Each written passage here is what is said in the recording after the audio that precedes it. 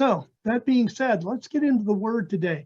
Now, as I was preparing for today's teaching, and maybe it's because I've been trying, gosh, Doug Barker, your sharing this morning about your witness and leading people to Christ was really inspiring. And I think that I was kind of wrestling this morning with what's going on in the world. And it's like, God, are we really supposed to be praying for the big picture? Or is this really about the time when we win individuals to Christ, that we bring individuals to Christ, that we're not going to change the downward trajectory of the end times that's so clearly put together in the word, so clearly laid out, but we are going to save people from it. We are going to get people to turn from darkness to light. And one of the things that helps with that is a confident witness. Now, one thing is, of course, we got to remember, we don't have to be theologians. You don't have to be a theologian to witness to people. All you've got to be able to do is tell people what Jesus did for you, because that's super important. But I know when you're talking to people, it also helps you to feel confident if you know a little more about what you're saying and why. One of the things that really helps with that, believe it or not, is memorizing the books of the Bible. And if you just have a memory of the fact that it's Genesis, Exodus, Leviticus, Numbers, Deuteronomy, Joshua, Judges, Ruth, 1st and 2nd Samuel, 1st and 2nd Kings, it's amazing what you can do with that little tiny piece of knowledge. Like Genesis. Well, what's Genesis about? Genesis is in the beginning. And it's the beginning of humankind. It's the beginning of sin. It's the beginning of the family of Abraham, the family of faith. It's the beginning of the Israelite nation as they all went down to Egypt and became a nation down in Egypt. So Genesis is the beginning. What's Exodus? Well, Exodus is easy because it's simply the Exodus.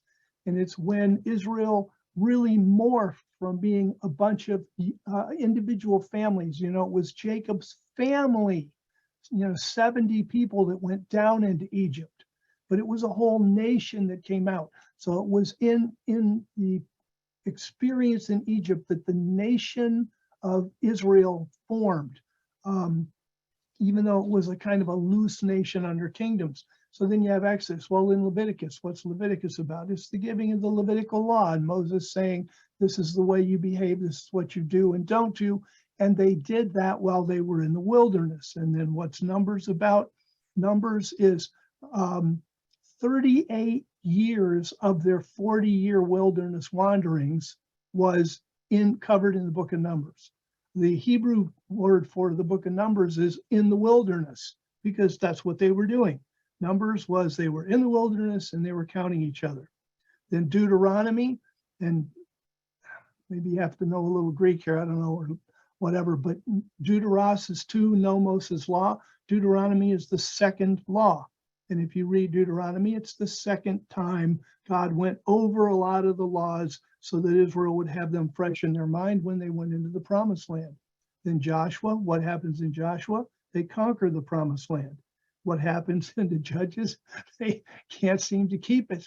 So God does a whole bunch of, there's slavery and then a judge, and then slavery and then a judge, and then slavery and then a judge.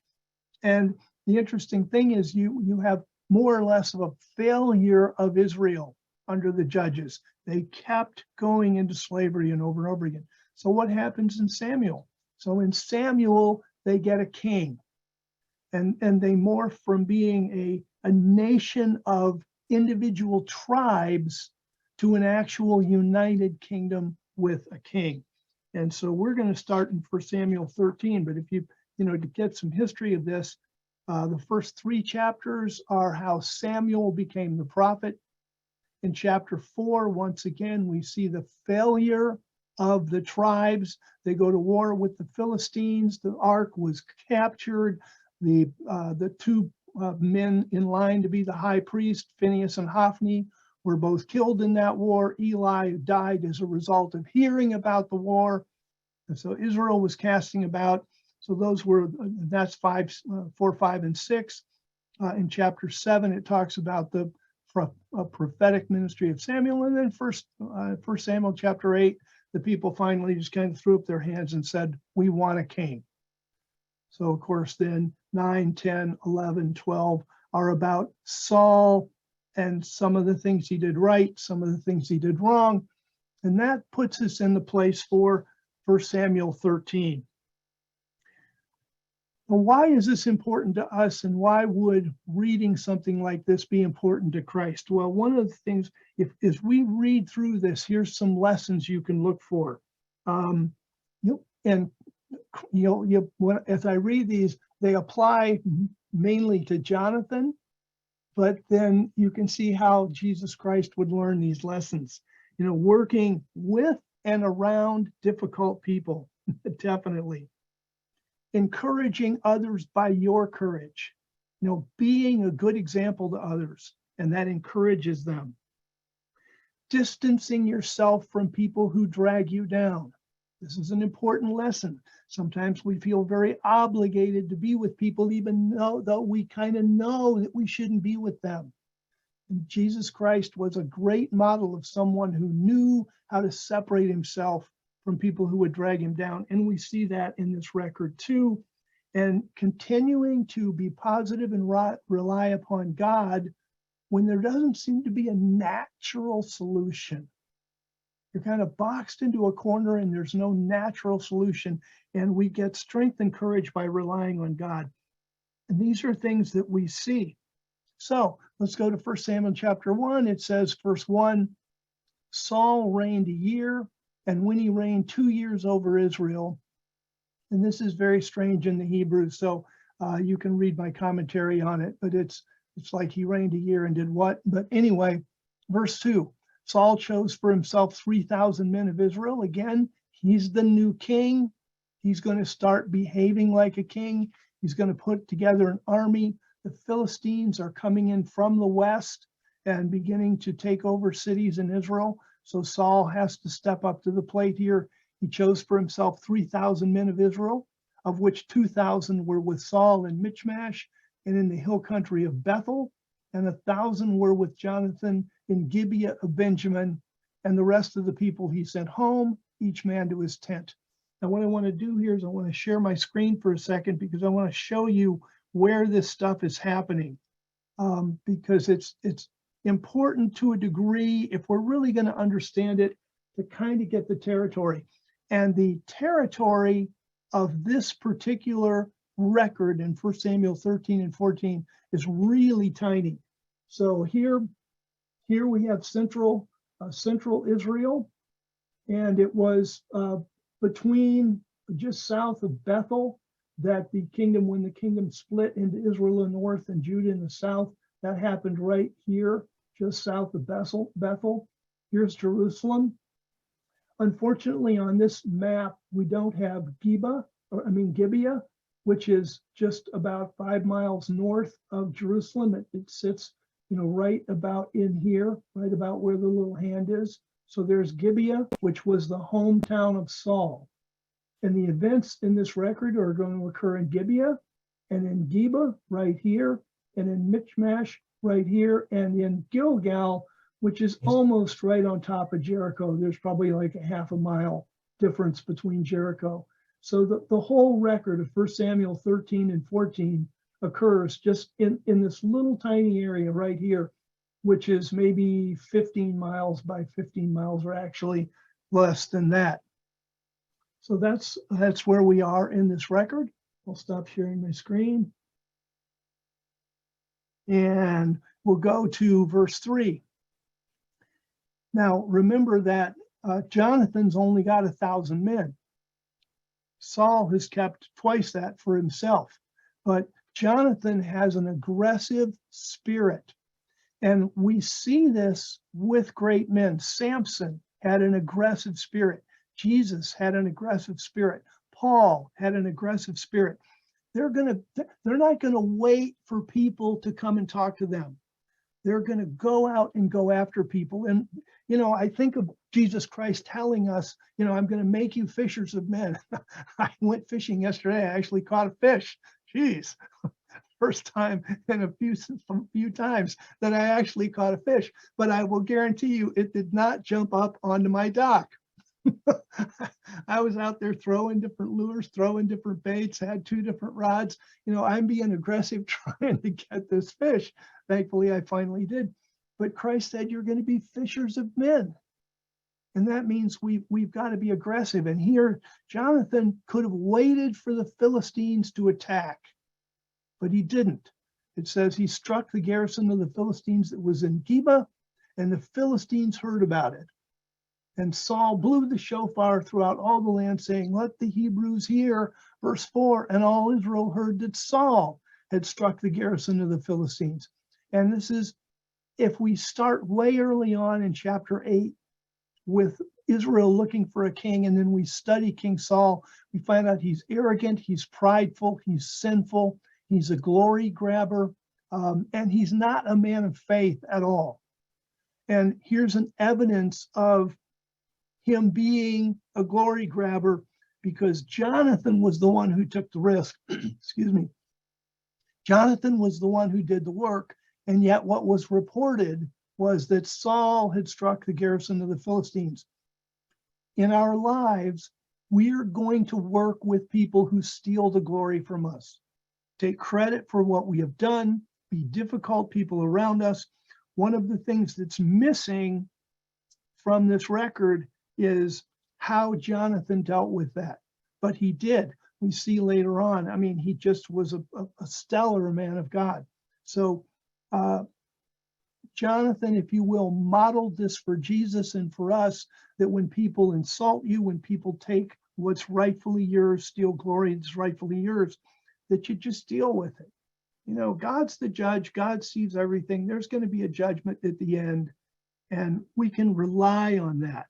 And I have run into people, and I'm sure you have run into people, that somebody took credit for something they did, and they just can't let it go. And it just dominates them. And frankly, it puts you in a really bad state. And we don't want to be there. This is the world. They're going to do this kind of thing. And so here we see Jonathan just let it go. Saul grabbed the glory. But anyway, verse 4, also that Israel had become a stench to the Philistines. So the people were called together after Saul to Gilgal. So now what happened was the Israelites, and you'll see a lot of travel in this record. I'll go back to sharing my screen to make sure we understand what's going on here. But Saul had been in Geba and in this area, and as they struck the Philistine, struck the Philistine garrison, they thought it best to kind of vacate the area, and they went down here to the Jericho area, to Gilgal. So they dropped down into the Jordan Valley to move east and get a little bit away from the Philistines. So verse 4, I'm going to stop sharing my screen, go back to chapter 13, verse 4. So verse 5, now the Philistines assembled themselves together to fight with Israel. Yeah, they weren't real happy with what Jonathan had done. 3,000 chariots. That was as many chariots as Saul had men. Up in verse 2, Saul had 3,000 men. Philistines show up with 3,000 chariots, 6,000 horsemen. People as the sand that is on the seashore in multitude. They came up and encamped in Michmash, east of Bethaven. I'll show you how close that was. Let me go back. I know I'm jumping back and forth a lot, but let me go back to sharing my screen, because this is, I think this is pretty important for us to understand how tight these quarters are. Saul had his camp in Geba. He dropped down to the Jericho area, and the Philistines came right down here to Michmash. Now this is going to be really, and look how close these quarters are. These armies are very close together. And between Geba and Michmash, this is where Jonathan's going to end up. There's a pass, and that's going to come up later in the record and become very important. Okay, I'm going to stop sharing.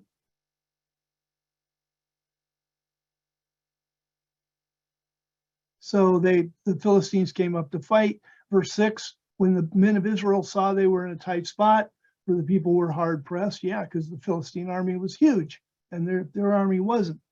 Then the people hid themselves in caves and in thickets and in rocks and underground chambers and in cisterns. And this isn't telling you everything that happened, but what it is telling you is that the people were they didn't want to engage this battle. They looked at the superior numbers and they just weren't going to engage. And so they hid wherever they could. Verse 7, some of the Hebrews crossed over the Jordan, that's the Jordan River, to the land of Gad and Gilead, so that some of the Hebrews just left the promised land, went across the Jordan Valley into Gad and Gilead in the Transjordan. But as for Saul, he was still in Gilgal, down there at the Jordan River near Jericho, and all the people followed him, trembling. And then it goes into a section where Saul sins in the eyes of God, and Samuel says, you're going to lose the kingship. God's giving the kingdom over to someone that's after his own heart. This is going to be basically repeated in 1 Samuel 15, when Saul won't kill all the Amalekites as he was commanded to do. So here in 13, he's told he's going to lose the kingdom. Then in 15, he's going to told he's going to lose the kingdom, and that he had lost the kingdom. And so that was stated and repeated. So we move on to verse 16. We want to see the state of the situation there. Verse 16, and Saul and Jonathan, his son, and the people who were present with them stayed at Geba of Benjamin, but the Philistines encamped in Michmash. And again, you remember, I mean, this is just literally like 2 miles apart. Verse 17, and the raiding parties came out of the camp of the Philistines in 3 companies. And I think this is interesting because I can't prove this, but I think it shows overconfidence on the part of the Philistines. The Philistines had this huge army not too far from Israel, and they could have just moved down and gotten rid of the monarchy. But instead, for whatever reason, they decide to send out raiding parties, which frankly don't do a whole lot of good for them. They sent them out raiding parties in 3 companies. One company turned to the way that leads to Ophrah, into the land of Shual. That party is going north, deeper into the territory of Ephraim. Another company turned toward the road of Beth Horon. That's going to the west, back to their traditional territory. By the way, when Israel starts to fight and win the battle with the Philistines, it's this road to Beth Horon to the west and to the homeland of the Philistines that the Philistines use to escape. And another company turned toward the road of the territory that looks down on the valley of Zeboim toward the wilderness. We know that is the Judean wilderness. So this raiding party is heading southeast. So that's what's going on. So the main bodies of warriors are static, and these raiding parties go out. Verse 19, now there was no blacksmith to be found throughout all the land of Israel, for the Philistines said, lest the Hebrews make themselves swords or spears. Couple things to learn from this. Well, actually, there's a few things to learn from this, but anyway, it shows you the amount of control that the the Philistines had over Israel at that time. They could send out patrols and look for weapons. They also called the people Hebrews, because even though by this time Israel had chosen a king, the kingdom was brand new. And what the nations around the Israelites were used to thinking about was they were used to thinking of Israel as a conglomeration of tribes and not really a united nation. But, as time goes on, they will shift, because Israel now has a king and it's a nation and the people are the Israelites. But there's a lag time between when the nation recognizes itself as a nation and when the enemies recognize that. And that's why it says here that they're Hebrews. The Hebrews make themselves swords or spears. And the last thing I'd like to point out here is it is a tactic of the devil to disarm people. And I'm a big proponent of Second Amendment rights and people's ability to defend themselves. And if you look at countries that basically have disarmed the populace, like Great Britain, or for example, like Australia, You don't read in the news that those are super wonderful places to visit. Well, wait a minute. I thought, they're controlling the guns. They don't let the citizenry have guns. So surely that's got to be a really peaceful place, right? No, it's not. It's not any more peaceful than the United States of America. If you go and study the statistics, which I've done, like I say, I'm a big proponent of Second Amendment rights. If you study the statistics, yeah, they don't have as much shooting violence, but they have more government oppression. They have more personal bullying on the street. They have more strong arm crime. They have more crimes like home break-ins and rapes. And, especially if you read about Australia, the people are just devastated by all of the crime that's occurring. Oh gosh, nobody has guns, of course, except some criminals. But human nature hasn't changed. You don't take away somebody's gun and all of a sudden they become really super friendly. In fact, one of the major, if you study war and weapons in the 20th century, I read one article. I was not able to confirm this, but I read one article that said that more people in the 20th century, that starts at the year 1900 and goes till 1999, more people were killed in that century by machetes than any other weapon. And when you think about all the wars there were in Indonesia and Africa and Philippines and Haiti and all the places that I could almost believe that. Human nature doesn't change just because you take away the weapon. All you do is you make a certain segment of society vulnerable. And so it's worth, by the way, let's just go Luke chapter 22. I just think this is a huge point. And here in Luke chapter 22, right before the Last Supper, in verse 35, in fact, actually, Jesus is denying, or Peter's denying Jesus. And in verse 30, let's see, is it 30? No, where did it get off to? What verse is that? 36. Luke 22, 36. Verse 35, he's telling them to prepare for dark times. And he says, when I sent you all out without purse, wallet, sandals, did you lack anything? And they said nothing. And that's when they went out earlier to witness around Israel. Verse 36. And of course, now he knows he's going to die. He's going to be gone. The end times are going to come. Verse 36. And he said to them, but now, he who has a purse, let him take it. That's your money. That's cash on hand. Cash is king, and having some at home in some safe place, just in case the ATMs go down. I live in Southwest Florida. You get a hurricane, all of a sudden, there isn't any electricity. There aren't any ATMs, and obviously nobody's processing credit cards. So, having some cash on hand is important. So he says, a purse. If you have a purse, let him take it. Likewise, his provision bag. Do you have any food? If the shopping center, I was in Charlotte, North Carolina during Hurricane Hugo in 1989. We lived in a cul-de-sac.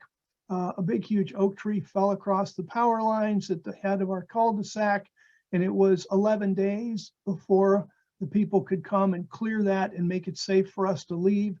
And thankfully, we didn't have a problem.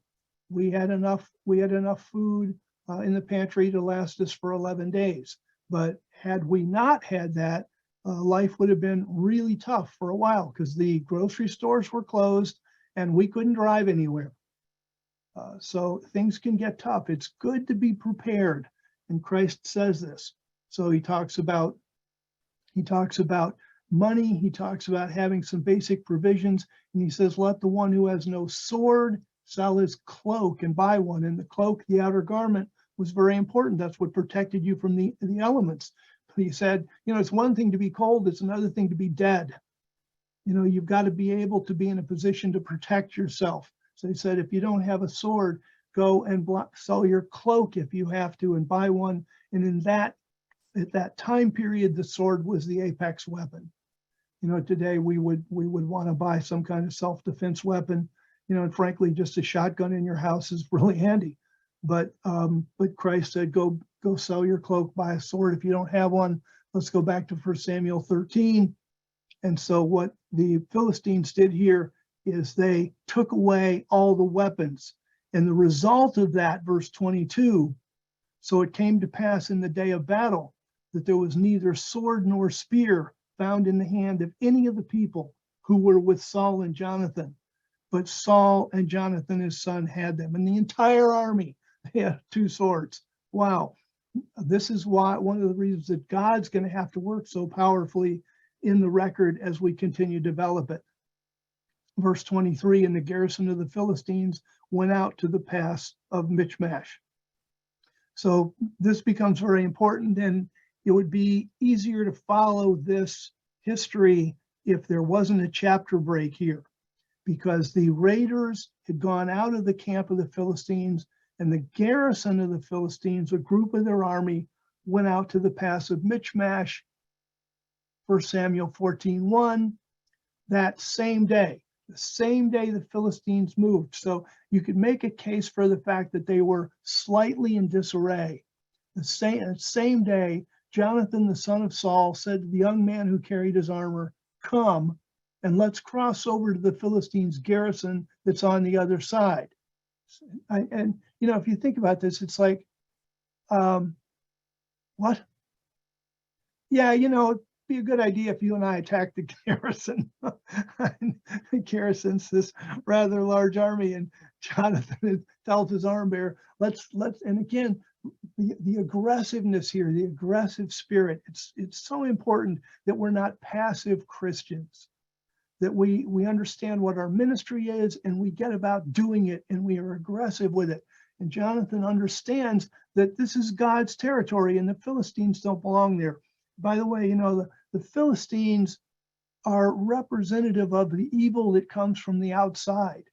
And that's what's going on today. Are we fighting the Philistines? No, we're not. The Philistines are long gone. Are we fighting Philistines? Are we fighting against people who have the same kind of demons these Philistines had some 3,000 years ago? And the answer is yes. Those demons didn't go off and die. The same demons that are motivating the Philistines to take over God's country are motivating your enemy and my enemy to take God's country, if you will, away from us. Take our Bibles away, take our freedom away, take our vocabulary away. Oh, you can't say this, and you can't say that, and you can't say this other thing. It's different disguise, same demonic army. And we've got to have the same aggressive spirit to stand up to it. And Jesus Christ obviously did. So he says, come, let's cross over to the Philistines' garrison that's on the other side. But he didn't tell his father. Jesus Christ takes Peter, James, and John to the transfiguration and nobody else. Lots of times when Jesus Christ healed that man who was dumb, he couldn't speak, speechless. I mean, he wasn't stupid. He was a mute. When Jesus Christ healed him, it says he led him outside of the city. When Jesus Christ healed Jairus' 12-year-old daughter, he kicked everybody out except the parents and Peter, James, and John. So there was the 5 of them and Jesus and the dead girl, and everybody else was excluded. And it's very important that we are spiritually sensitive to people that bring us down, and we have no obligation to allow them to pull us down. And so in the world, what the world does is the world puts obligations on us that then we find it difficult to disengage from. That, well, you've got to invite somebody, or you've got to have somebody with you, or you've got to have, this or that. Well, they're a relation, or they're a friend, or they're a whatever. Our obligation is first and foremost to God, to love him with all our heart, soul, mind, and strength, and to Jesus Christ who died for us. And if we're getting direction from them, then that's what we've got to follow. And if people don't understand that, we have to be gentle but firm. we can start gently, like, I understand why you feel that way. However, and then we move forward with what we need to do, because don't kid yourselves. The reason Jonathan didn't tell his father is because his father would have pulled him down. The reason Jesus Christ kicked all those people out of Jairus's daughter's room was because they would have pulled him down. People's lack of faith, their unbelieving, their doubt, their Eeyore spirit, if you will, nothing ever goes right.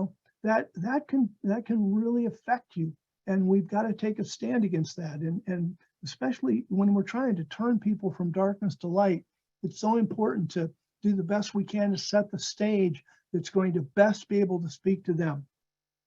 So he didn't tell his father. Verse 2, and Saul was sitting under the pomegranate tree that was at the threshing floor in the outskirts of Gibeah. So Saul's sitting, and when it uses sitting here, this is one of our problems in English, is we read sitting and we think of a posture. In the biblical world, when you're talking about sitting of a king, then it means he's sitting in more of an official position. He's judging, he's doing his work as king. Deborah, the judge in Judges 4, sat under a palm tree. In 1 Kings 22, I believe it is, that Jehoshaphat and Ahab sat at the gate of Samaria and judged over the prophets. The adversary in Isaiah 14, I will sit on the mountain of the Most High. I will set my throne above the stars of God. I'm gonna sit there. So when it uses the word sit, it's not like he just had a chair and was sitting there because he couldn't stand up or something. It lets you know that he's there. He's actively trying to act as king, but he's not doing a very good job because the crown prince has left and he doesn't even know it. Verse 2. So Saul's sitting under the pomegranate tree, and they were big and spreading and through a shadow. So a nice place. That was at the threshing floor on the outskirts of Gibeah, and the people who were with him were about 600 men. Oops, his army had diminished. Why? Well, they were hiding in caves and thickets and underground cisterns and all those places that it told us about earlier. Verse 3, and Ahijah was wearing an ephod, and Ahijah was a descendant of Eli, and we see that right in this verse. So in this context, Ahijah is the acting high priest, and he was wearing the breastplate of the high priest, and it says he was the son of Ahitub, who was Ichabod's brother. So he was the son of Ahitub, the son of Phinehas, the son of Eli. So the high priestly line had been Eli, who died in 1 Samuel chapter 4. Phinehas, who also died in the war with the Philistines in 1 Samuel chapter 4, then Ahitub, and then Ahijah. So Ahijah is at this point acting high priest, and he's there with Saul. And then it verse closes, the people did not know that Jonathan was gone. Jonathan had simply left. Verse 4, between the passes by which Jonathan intended to cross over to the Philistines' garrison, there was a tooth-shaped cliff on the one side and a tooth-shaped cliff on the other side. The name of the one was Bozez, the other Sinah. One of these means shining, and one refers to the acacia trees that were in the valley. Now I want to show you this because, again, this is really tiny stuff. So I'm going to share my screen again, and what you've got is, let's see, it's right in here. Did I share my screen? No, I forgot to. That's not gonna help. Okay, so what you've got then is, here's Geba and here's Michmash, and you can see they're less than a mile apart. And you can't really see it on a map like this, but there's a valley between them. So there's a valley that goes between Geba and Michmash, and you can see why the garrison of the Philistines came here in Michmash, because they can begin to this valley is going to drop down into the Jordan Valley, and so this would be that's a good place to control traffic east west and that kind of thing. So here's Geba, here's Michmash. That's where Jonathan and his arm bearer are. They're looking across the valley at Michmash, and they can see that. And it says, okay, these were the cliffs. Verse 5, the one tooth-shaped cliff rose up on the north in front of Michmash, the other on the south in front of Geba. Okay, so there's a cliff on each side, valley in the middle. Verse 6, and Jonathan said to the young man who carried his armor, come, let's cross over to the garrison of these uncircumcised. That means going down this very steep hill into the valley and then going up the very steep hill over to Michmash. So he says, let's cross over to the garrison of these uncircumcised. And then Jonathan makes a very truthful statement here. It may be that Yahweh will act on our behalf, for nothing can prevent Yahweh from delivering, whether by many or by few. And to me, this is the chewy caramel center of this whole record, that there's no restraint to God's deliverance, whether by many or by few. And we are, you're the few. If you meet somebody in a grocery store, in a mall, or at a gas station or whatever, you're the few. And there's no restraint to the Lord to stop us from delivering. And we've got to be aggressive with that. And I love that he starts out with it may be, because we don't make promises with God. There are even records in the scripture where God told people to go to war and they were defeated. And this is the same thing you see in Daniel chapter 3 with Shadrach, Meshach, and Abednego. Our God who we serve is able to deliver us, but even if he doesn't, we're not going to bow down. And that's the attitude we've got to have. And now I think as the record continues, because obviously the record is collapsed, it would have taken them time to do what they're doing. But as the record continues, I believe Jonathan actually gets revelation of exactly how to move forward with this. And we see this. He says, it may be that Yahweh will act on our behalf, for nothing can prevent Yahweh from delivering, whether by many or by few. And I love verse 7, and this is a Sunday after our series on crazy people has ended. I'm going to say his armor bearer has to be absolutely one of the craziest people in the Bible. First of all, he's completely unnamed. Secondly, if only Jonathan has a sword, he probably has a pointed stick or a club to start out with. And Jonathan says, the two of us ought to go attack that army garrison. And he's like, okay. It's just that is crazy faith and crazy trust. He just trusted that Jonathan was a good man, that Jonathan wasn't doing anything unwise and stupid, that there had to be Yahweh involved in this somehow. He didn't have all the answers. He didn't need all the answers. He needed to have trust in Jonathan, trust in his own abilities, and a can-do attitude, and that's what he had. So he said, verse 7, his armor bearer said, do all that's in your heart. Do as you are inclined to do. Behold, I am with you according to your heart, which I just love that. That's where we want to be with Jesus Christ. Jesus, we are with you according to your heart. What do you want me to do? Where do you want me to go? What do you want me to say? That's the name of the game. Verse 8, now things begin to change. He says, Jonathan said, behold, we will cross over to the men and we will reveal ourselves to them. Because like I say, the valley, the area, by saying that it's Sinai, it's covered with acacia trees. So they could walk through the underbrush, and under the trees and not really be seen by the Philistines. But we're gonna go over to them. We're gonna go down the steep hillside. We're gonna get into the valley, and then we're gonna reveal ourselves to them. And then he says in verse 9, if they say to us, wait until we come to you, then we will stand still in our place and we will not go up to them. But if they say this, come up to us, then we will go up, for Yahweh has given them into our hand. That will be the sign for us. And I believe that by this time, Jonathan had to have revelation to say that. And I say that in part just because of what's going on here. Here are the Philistines.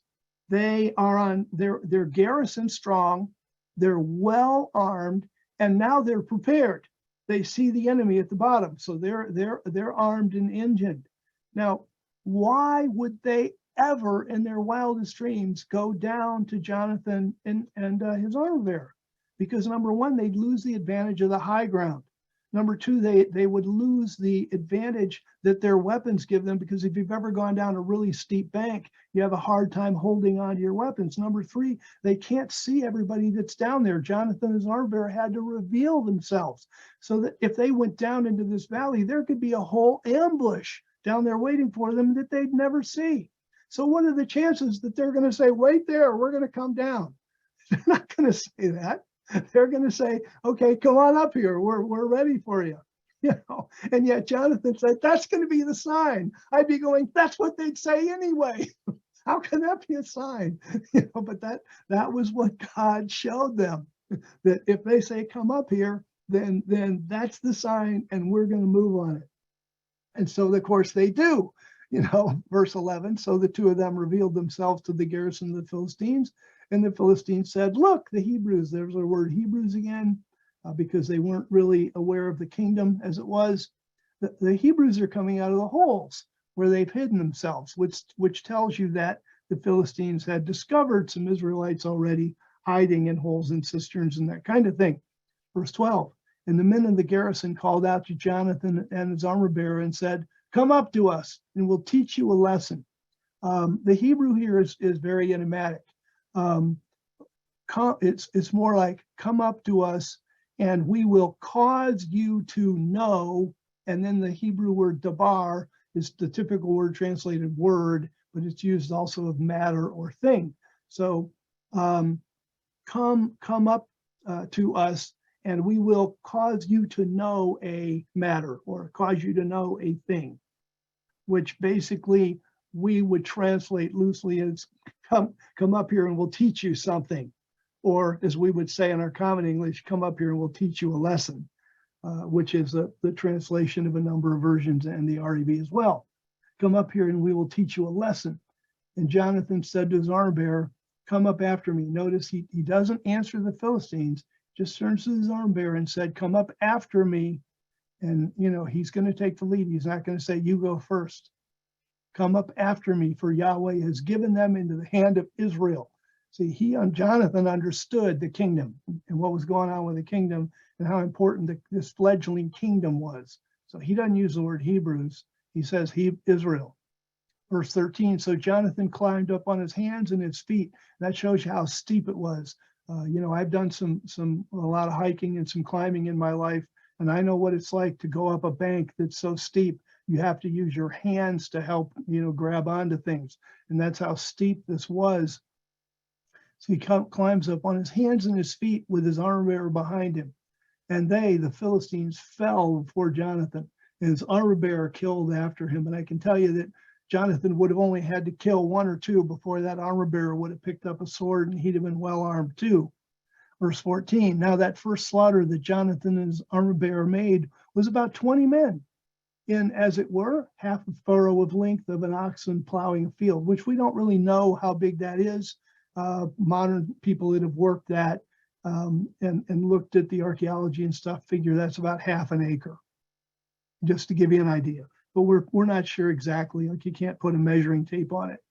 But these two guys killed 20 well-armed men who were prepared for them.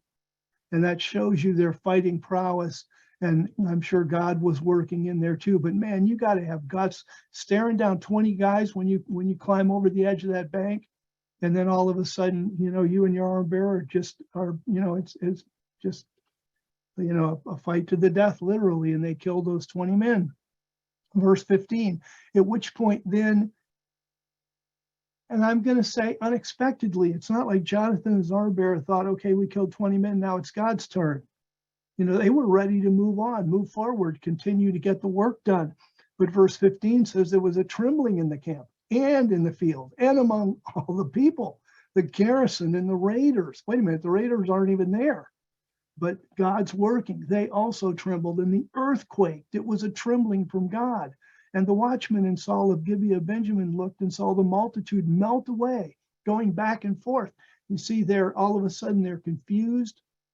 They are north and east of Saul's headquarters of Gibeah, and they want to get back to the Philistine area. And, you could see where some of them would be confused. They didn't know the roads. They'd come here with, in kind of a marching order, and all of a sudden they're a disheveled group of frightened people, and they're just running, and they're running back and forth, trying to get home. Verse 17, then Saul said to the people who were with him, count now and see who has gone out from us. So at least Saul was intelligent enough to know that something had happened. And when they counted, behold, Jonathan and his armor bearer were not there. Verse 18, then Saul said to Ahijah, and this is interesting too, all of a sudden Saul, who's not religious at all, really, when you read the record of his life, all of a sudden he wants to confer with God through the high priest. And so he says, bring the ark of God here. What's going to happen is it's going to start taking so long because the Urim and Thummim in the breastplate of the high priest could only answer yes/no questions. So it's like playing 20 questions, and it's going to take some time. Saul should have said, wait, look, we got a military advantage. Let's go. Instead, everybody sit tight while I check with God. And there's times to check with God, and there's times that you need to move, and you need to move.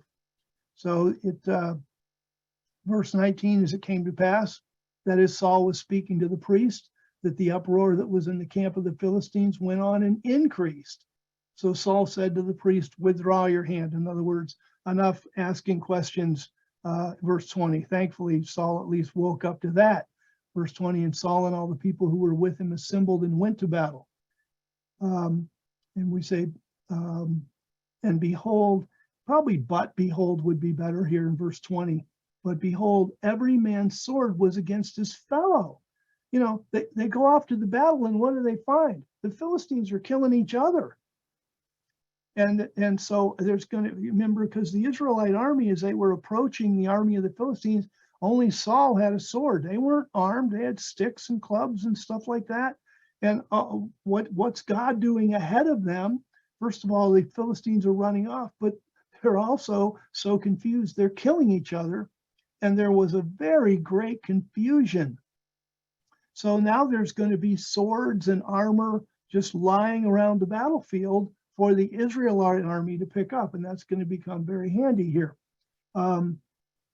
So it says, verse 21, now the Hebrews had been with the Philistines before that time, who went up with them into the camp, because there were Hebrews who had joined the Philistine army as mercenaries. They too turned around to be with the Israelites who were with Saul and Jonathan. So the Israelite army swells its ranks, verse 22.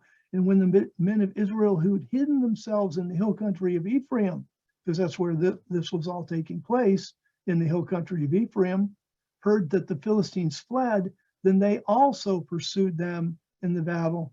So Yahweh saved Israel that day.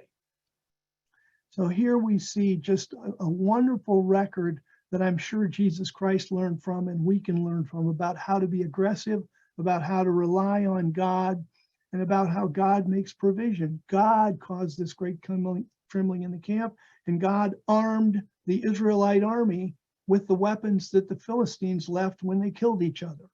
I mean, this is a really amazing record, but it starts with Jonathan. It starts with one guy who had a vision, and he had guts. He risked his life to save Israel, and he did what he needed to do to move forward. And, we're in challenging times right now all over the world. These are very challenging times, and we've got to have that can-do attitude.